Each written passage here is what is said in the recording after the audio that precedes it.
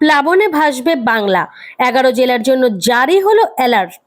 ইতিমধ্যেই প্লাবনের পরিস্থিতি তৈরি হয়েছে বাঁকুড়ায়। নিম্নচাপের লাগাতার ভারী বৃষ্টিতে ভাসছে রাস্তা।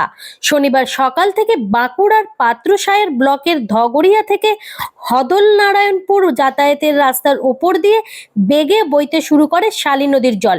এর ফলে ওই রাস্তা দিয়ে কার্যত যাতায়াত বন্ধ হয়ে যায় এলাকার মানুষের।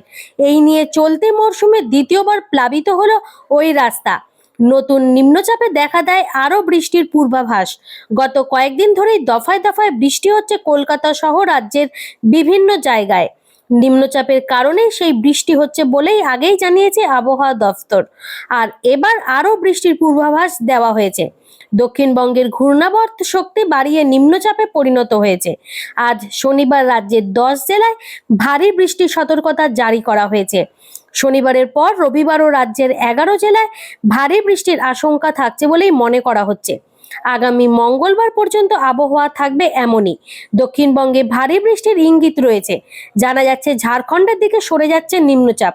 এরই মাঝে 33,500 কিউসেক হারে জল ছাড়ছে ডিভিসি। বহু এলাকা নতুন করে প্লাবিত হওয়ার আশঙ্কাও থাকছে। আবহাওয়া দফতরের রিপোর্ট অনুযায়ী শনিবার বৃষ্টি হবে উত্তর ও দক্ষিণ 24 পরগনা, পুরুলিয়া, পূর্ব ও পশ্চিম বর্ধমান, বীরভূম, মুর্শিদাবাদ, নদিয়ায়। এছাড়াও ভারী বৃষ্টির পূর্বাভাস থাকছে জলপাইগুড়ি, আলিপুরদুয়ারে।